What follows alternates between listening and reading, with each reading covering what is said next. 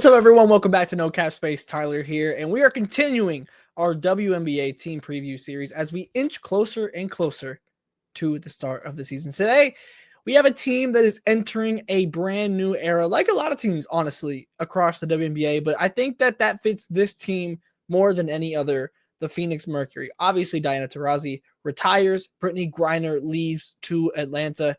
You're talking about a team that, in my lifetime, has not had Diana Taurasi on there. Like, what do you mean? What do you mean that Diana Taurasi is not on the Phoenix Mercury roster this year? Look, it's very different, and they made a hell of a lot of moves. So I'm ready to dive into this because there's a group of teams that are emphasizing the 3-point shot, and to varying levels. And as we get through the preseason and get into the regular season, we'll see what that actually looks like. But as I'm recording this right now, the Phoenix Mercury are certainly one of those teams that are looking to implement the heavy 3-point volume that we see on more so on the men's side, right? And I'm not gonna lie, I don't love it. I don't love it for multiple reasons, and I don't love it for many of the teams that are doing it. But let's dive into what could be the ceiling and the floor for the Phoenix Mercury this season. Ceiling to me is semifinals. If you're able to go on a good run, if you're able to get hot, if you're able to build the team chemistry that you were hoping for with so many new pieces around, those Thomas, Satou Sabally being the two main ones, semifinals feels like the peak that you can reach. Because to me, even though there are some great names on this roster, they really might be the most believe it, and I'll see it and then I'll believe it type of team.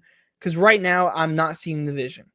I'm not, and because of that, the floor to me is missing the playoffs. It's not an impossibility with this team if everything just goes horribly wrong. And frankly, there is a possibility of that happening to me. And also the possibility that the teams that are going to be, to me, in the same tier as them just simply being better. Or there's teams that might crash out and make life a whole of a hell lot easier for the Phoenix Mercury. But let's talk about three things here that I'm interested in seeing from this team. First off, I think the most important part of this Phoenix Mercury season is, can Satou Sabally reach her peak again?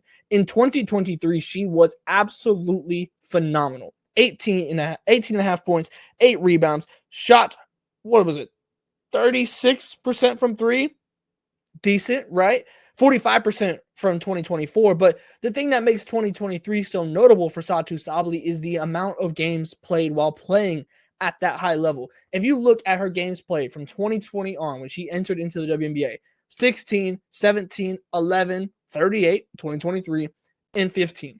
Injuries have been such a hard thing to deal with for Satou Sabally since entering into the WNBA. Whenever she's good and whenever she's healthy, she's great. We've seen that. We've seen all WNBA caliber play come from Satou Sabally.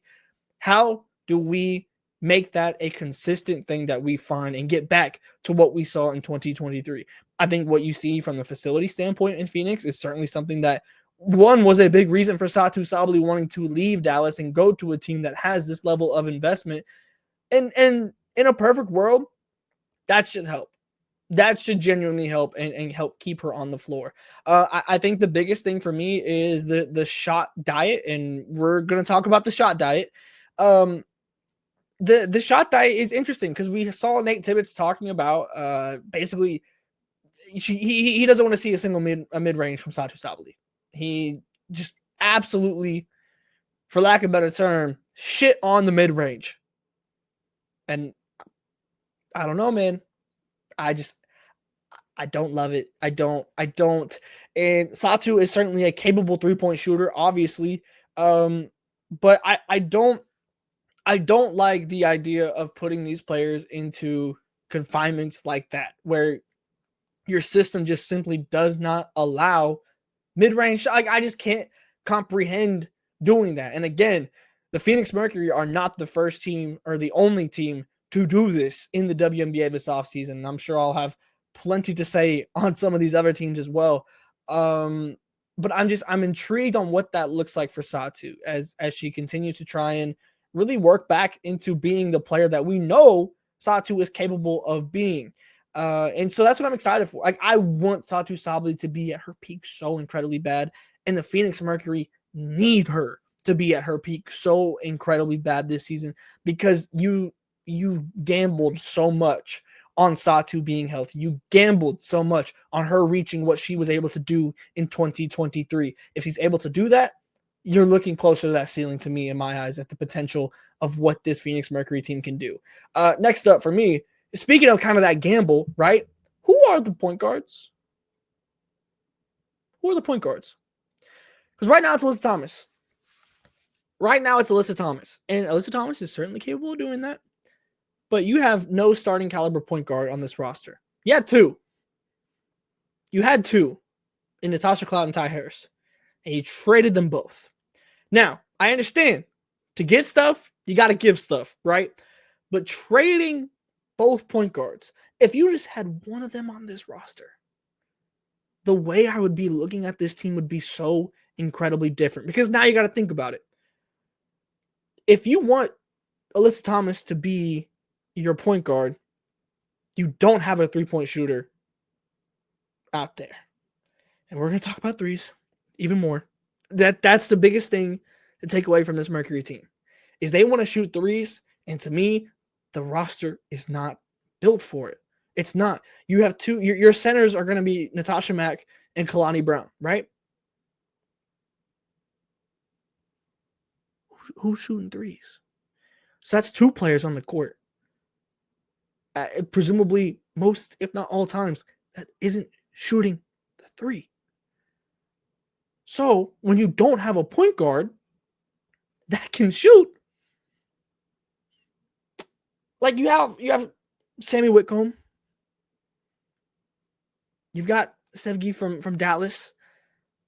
I'm not moved. I'm not moved at all by that. And to put Alyssa Thomas in that position, and force her to be your primary point guard.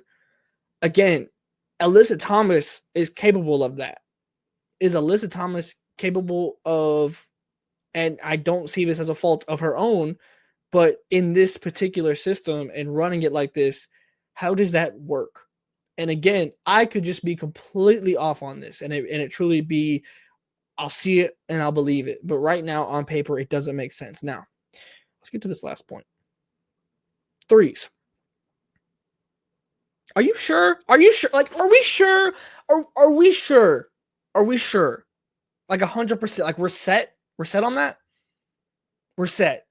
Because, again, the roster. It doesn't make sense. It does not make sense to me at all. Because even if you look at Ka, right, who's a phenomenal player, Ka is not a three-point shooter. Last year, we saw her volume be higher than it has ever been in the WNBA shooting from three. Almost 6 threes a game. She's at 31%. 31. And that wasn't like the highest she shot is 40%, which was her last year in Chicago at 4.5 threes per game.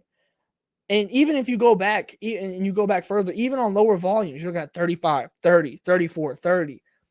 Like, you don't have these knockdown shooters. And again, this is something that is bothering me across the entire WNBA right now. There are not knockdown shooters in the league right now. There is not an abundance of those.